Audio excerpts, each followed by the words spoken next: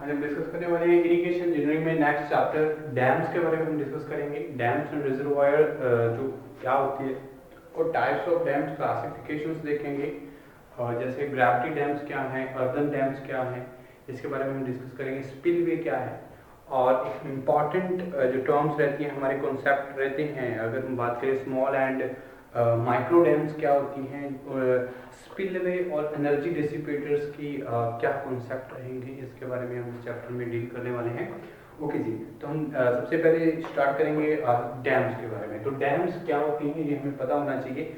Dams and reservoir normally through not necessarily go together when a barrier is constructed across the river with a view of the forming a reservoir. Such a barrier is termed as the dam. ठीक है जी, तो एक reservoir के लिए एक barrier हम construct करते हैं, उस बैरियर को हम क्या नाम देते हैं, डैम्स। ठीक है जी, तो it is however not always necessary to get a reservoir by providing a dam across the river. For example, not water collected in the pool. अगर एग्जाम्पल के तौर पे देखें, अगर हमने वाटर कलेक्ट किया है इन द पूल और लेक और by pumping from the intake works and collecting in a tank form a reservoir. ठीक है जी, तो ये हमारे क्या है, एक डैम्स होती है, एक बैरियर की तरह हम क्या करते हैं, कंस्ट्रक्ट करते हैं डैम्स पे, किसी रिवर्स पे, किसी रिजर्वायर पे।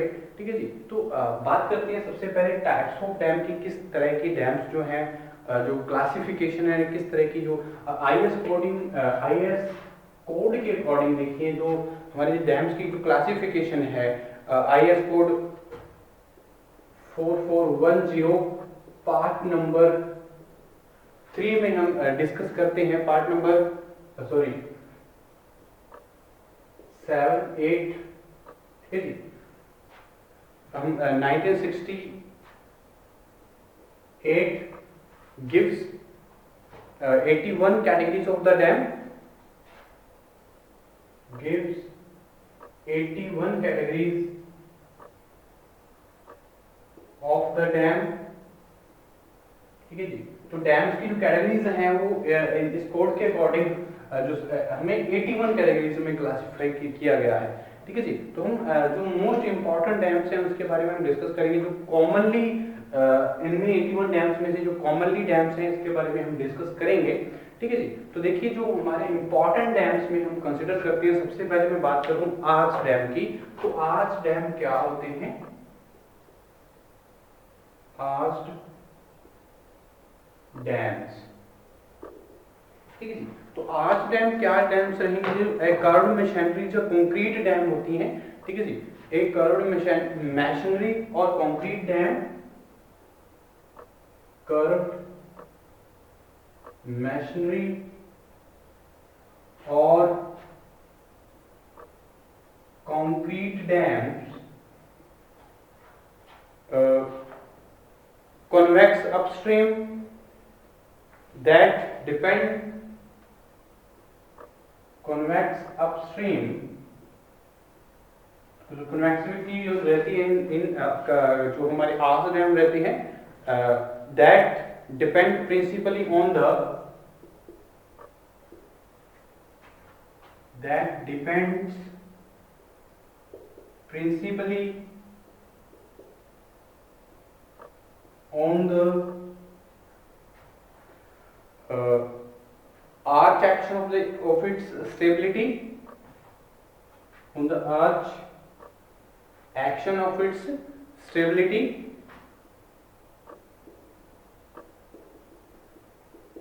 its stability।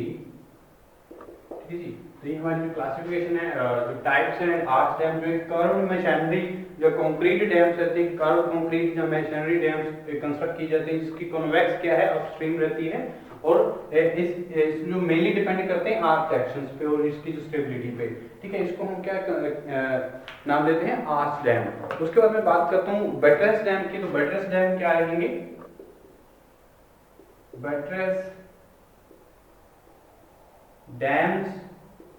ओके जी, तो बटरेस डैम्स क्या रहेंगे, जो हमारे इंपॉर्टेंट डैम से कंसिस्ट करते हैं। The dam, A dam consisting of A water, A dam consisting of A water, water को कंसिस्ट करती हैं डैम्स सपोर्टिंग अपस्ट्रीम फेस,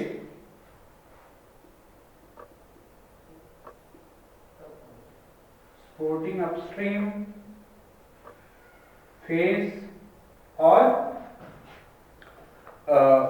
और डेक सपोर्टेड बाय बटरेस, और डेक सपोर्टेड बाय बटरेस। ठीक है, तो इस तरह के डैम्स जो हैं हमारे क्या कहलाते हैं, buttress dam.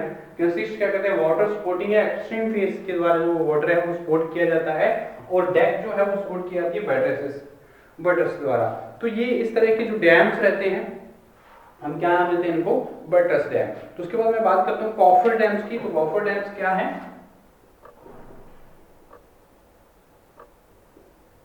Coffer dam important classification है, टाइप्स है डैम्स के हम डिस्कस कर रहे हैं। तो it is a temporary structure to include water, it is a temporary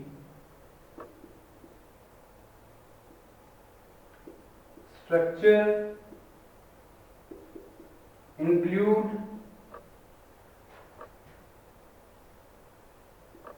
water।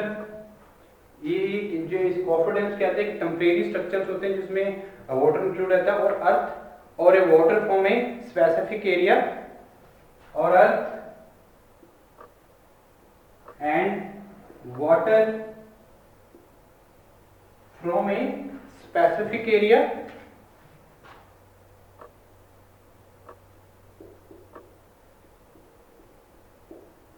इस तरह की डैम्स को हम क्या नाम देते हैं, coffer dams. Temporary structure includes water और earth and water from specific area. ठीक है जी, तो इस तरह के डैम्स को हम क्लासिफाई करते हैं कॉफर्स डैम में। उसके बाद मैं बात करता हूँ क्रिब डैम्स क्या होती हैं, फोर्थ इंपॉर्टेंट क्रिब डैम। तो अलग अलग तरह की जो डैम्स हैं, हम टाइप्स जो हैं डैम्स के डिस्कस कर रहे हैं। तो एक timber dam consisting of A series of cribs, एक टिम्बर डैम रहता है जो सीरीज ऑफ द क्रिब्स जिसमें जो कंसिस्ट करती हैं, इस तरह की डैम्स को हम क्या बोलते हैं, क्रिब डैम्स। ठीक है, ए टिम्बर डैम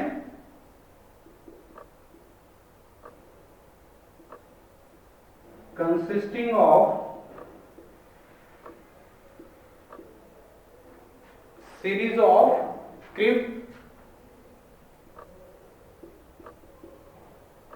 तो क्रिब सीरीज जो है कंसिस्ट करते हैं एक टिम्बर डैम्स, उसको हम क्या बोलते हैं, क्रिब डैम्स। ठीक है जी, तो नेक्स्ट मैं बात करता हूं डाइवर्जन डैम्स क्या रहेंगी। डाइवर्जन डैम्स, ठीक है जी, तो most types of the dams जो इंपॉर्टेंट डैम्स हैं वो हम क्लासिफाई कर रहे हैं यहाँ पे। तो डाइवर्जन डैम्स क्या रहेंगी, किस तरह की, जो ये fixed dam built for the purpose of diverting water. ठीक है जी, एक फिक्स डैम जो है हम कंस्ट्रक्ट करते हैं ताकि वाटर को डाइवर्ट किया जा सके, डाइवर्ट पर्पस के लिए कंस्ट्रक्ट किया जाता है, उसके लिए उस तरह के डैम्स को हम क्या बोलते हैं, डाइवर्जन डैम्स। ठीक है जी, तो ये fixed dam built for the a fixed dam built for the diverting the water, built for diverting for the purpose of diverting the water। तो वाटर को डाइवर्ट करने के लिए हम हमारे जो डैम कंस्ट्रक्ट किया जाता है, इस तरह के डैम्स को हम क्या नाम देते हैं, डाइवर्जन डैम। तो नेक्स्ट मैं बात करूं अर्थ डैम, मोस्ट इंपॉर्टेंट अर्थ डैम। ठीक है जी, क्या रहेंगे और इनका जो नेम है ये इंपॉर्टेंट रहेंगे जी। हमारी जो क्लासिफिकेशन है, आर्च डैम, अर्थ डैम और क्रिब डैम, डाइवर्जन डैम, और अगर बटरेस डैम, कॉफर डैम्स, ये सारे के सारे जो डैम्स हैं इनके बारे में हमें पता होना चाहिए किस तरह की जो शेप है, कैसे हम क्लासिफाई कर रहे हैं इनको। ठीक है जी, आगे मैं बात करता हूँ मोस्ट इंपॉर्टेंट डैम्स। अर्थ डैम क्या रहेगा,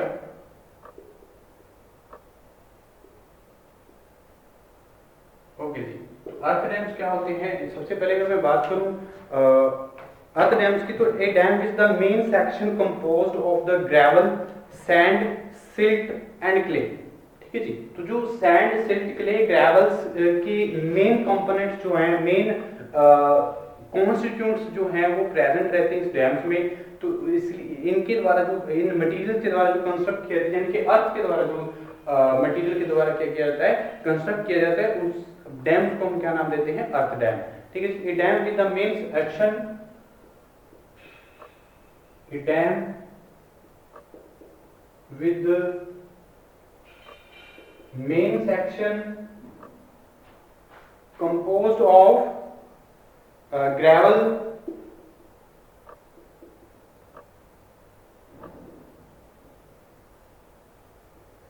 sand, silt and क्ले। इस तरह की डैम को हम क्या बोलते हैं? Earth dam. नेक्स्ट मैं बात करता हूँ फ्लैट स्लैब डेक डैम क्या रहेंगी। ठीक है जी, तो 7 मोस्ट इंपॉर्टेंट डैम्स क्या रहेंगे? Flat slab deck dam,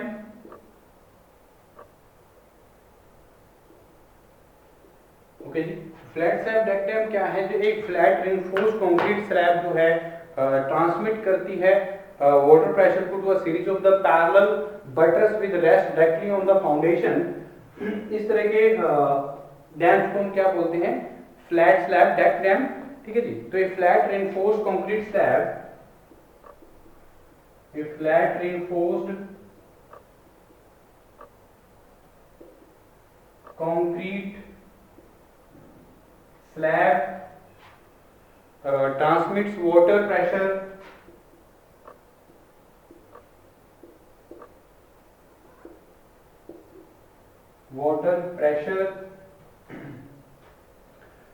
to a series of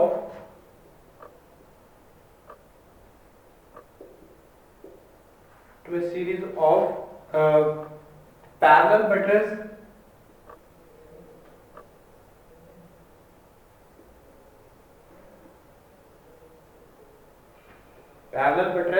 which rest directly on the foundation, directly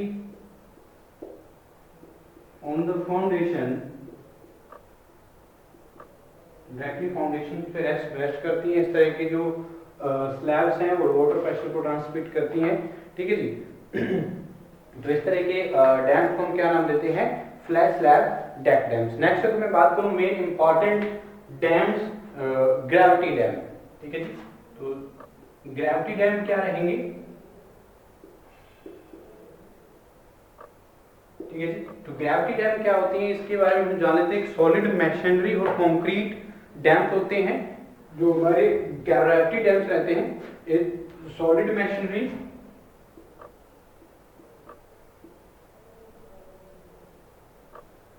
और कंक्रीट, सॉलिड मशीनरी और concrete dam with A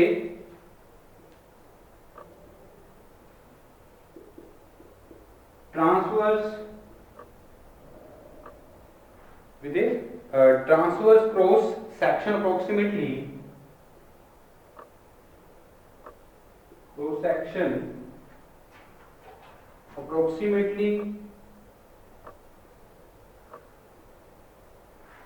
equal to the triangular in shape,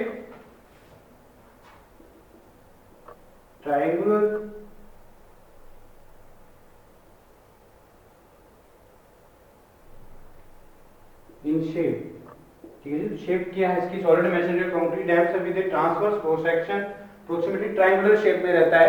ठीक है जी, इस तरह के dams को हम क्या बोलते हैं? Gravity dams. तो मेन इंपॉर्टेंट क्या है? जो portion so that it's on weight, portion जो रहेगा जो हमारे ग्रेविटी डैम है, so that it's on weight resist all forces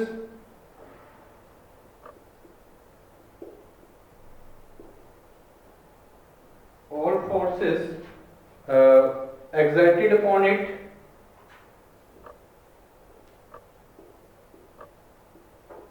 okay ji, and it is also called solid gravity dams. It is also called solid gravity dams. तो इस तरह के dams को हम क्या बोलते हैं, ग्रेविटी डैम्स भी बोलते हैं, सॉलिड ग्रेविटी डैम्स भी बोलते हैं, ठीक है जी। तो ये इंपॉर्टेंट डैम्स हैं जो हम कंसीडर करते हैं। तो सबसे पहले अर्थ डैम और ग्रेविटी डैम की इंपॉर्टेंट डैम्स में हम कंसीडर करते हैं। नेक्स्ट मैं बात करूं मैशनरी डैम्स क्या रहेंगी, ठीक है जी। तो next important dams types of the dams क्या है, मैशनरी डैम्स। और अगर मैं बात करूं important gravity dams and earth dams, और नेक्स्ट वन हमारा क्या रहेगा, मैशनरी डैम्स और prestressed dams. 9th number पे हम डिस्कस करने वाले हैं मैशनरी डैम्स। ओके, तो मैशनरी डैम्स क्या है, a dam constructed of stone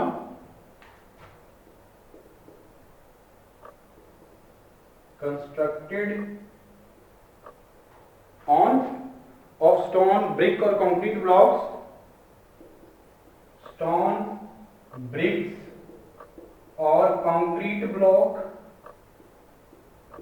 तो कंक्रीट ब्लॉक्स के लिए और हमारे जो ब्रिक्स और स्टोन के लिए हम यूज करते हैं जो मोर्टार की हेल्प से जो कंस्ट्रक्ट किए जाते हैं, स्टोन की हेल्प और ब्रिक्स और कंक्रीट ब्लॉक्स के से जो बने होते हैं, उस तरह के डैम्स को क्या बोलते हैं, मैशनरी डैम्स, ठीक है।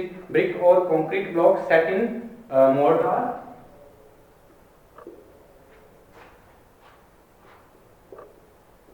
सेट इन मोर्टार, ठीक है। तो नेक्स्ट वन अगर मैं बात करूं प्री स्ट्रेस्ड डैम क्या रहेंगी,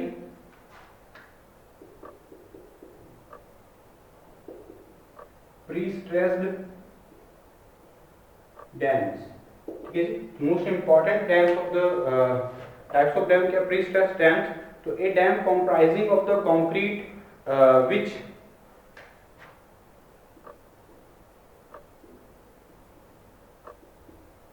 comprising of concrete which post tensioning which by post tensioning with high tensile steel, which by post tensioning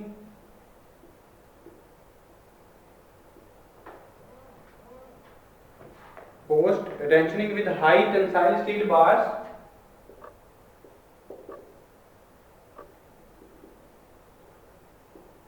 tensile steel bars or wires increases the initial compressive stresses in the upstream portion, increases the initial compressive stress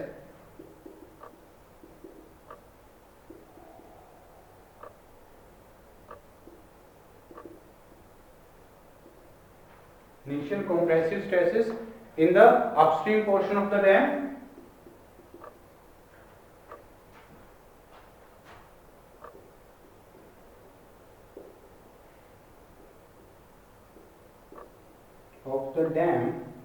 ठीक है जी। तो dam की जो upstream portion है dams की, तो उसको इंक्रीज करते हैं, इनिशियल कंप्रेसिव स्ट्रेसेस को इंक्रीज करते हैं जब हम क्या करते हैं, ये डैम को कंक्रीट से जो पोस्ट टेंशनिंग की जाती है with A high tensile steel bars और वायर से वो इंक्रीज कर देता है कंप्रेसिव स्ट्रेसेस को in the upstream portion of the dam, ठीक है जी। तो इस तरह के डैम्स को हम क्या बोलते हैं, प्री स्ट्रेस डैम। तो upstream portion of the dam allowing for thinner cross section, allowing for thinner cross section, ठीक है जी। then those for gravity dam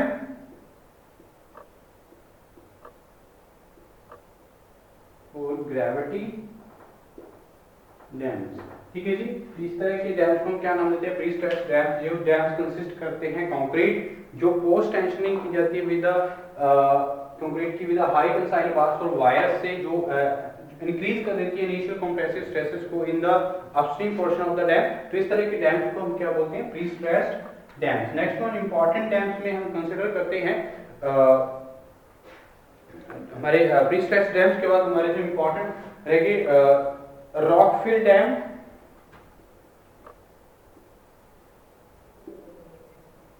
ठीक है जी, तो रॉकफिल डैम्स क्या रहेंगी? A dam composed of the fragmental rock material.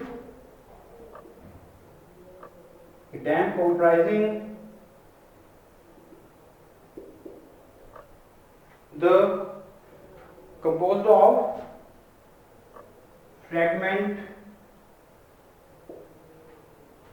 metal rock material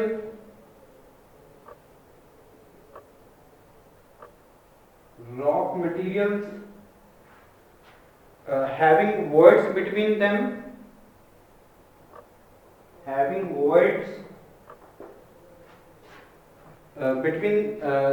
driving their strength mostly fragment rocks जो rock material जो यूज किया जाता है इन डैम्स के लिए, जो हमारे रॉक फिल डैम्स हैं।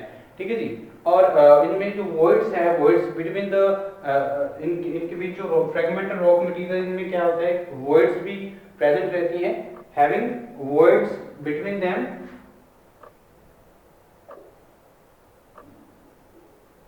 And driving their strength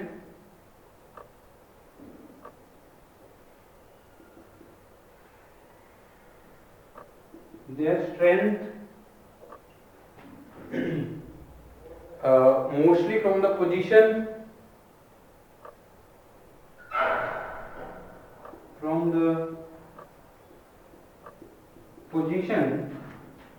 and internal friction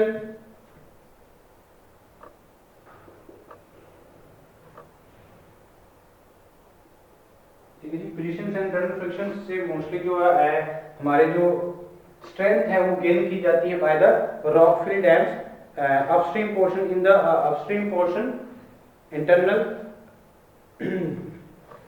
frictions so as to offer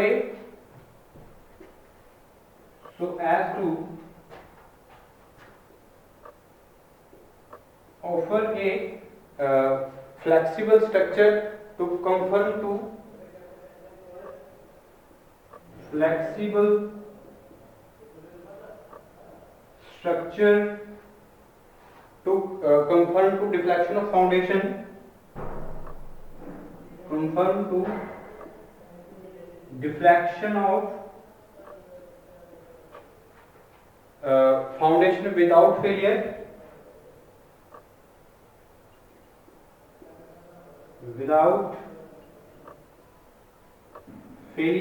इस तरह के डैम्स को हम क्या नाम देते हैं? Rock fill dams. तो रॉक फिल डैम्स का कंपोज क्या करते हैं? एक फ्रैगमेंटल रॉक मटेरियल को कंपोज करते हैं, तो जिसमें वॉइड्स होते हैं रॉक मटेरियल्स को, तो इनकी जो स्ट्रेंथ है, जो स्ट्रेंथ डैम को गेन की जाती है वो एक उनकी पोजीशन पे और इंटरनल फ्रिक्शन के द्वारा जो स्ट्रेंथ है वो गेन की जाती है मोस्टली रॉक फिल डैम्स में। तो ये जो हमारी जो फ्लेक्सिबिलिटी है ये ऑफर करते हैं फ्लेक्सिबिलिटी को स्ट्रक्चर के, रॉक फिल डैम्स के स्ट्रक्चर को, ताकि जो डिफ्लेक्शन जो है उसको विदाउट एनी फेलियर डिफ्लेक्शन को का पता चल सके। ठीक है जी, तो इस तरह के डैम्स को हम क्या बोलते हैं? Rock fill dams. तो ये मोस्ट इंपॉर्टेंट डैम्स में हम कंसीडर करते हैं हमारे जो डैम्स रहेंगे। तो नेक्स्ट इंपॉर्टेंट डैम्स के बारे में हम डिस्कस करेंगे। जैसे अगर हम बात करें इंपॉर्टेंट रबर डैम रहते हैं, जो रबर डैम रहती हैं, स्टील डैम्स रहती हैं, टिम्बर डैम रहती हैं, और हमारे ट्रस बटर्स डैम्स रहती हैं, और विकेट डैम होती है। तो इस तरह के डैम्स को भी हम डिस्कस करेंगे नेक्स्ट लेक्चर में।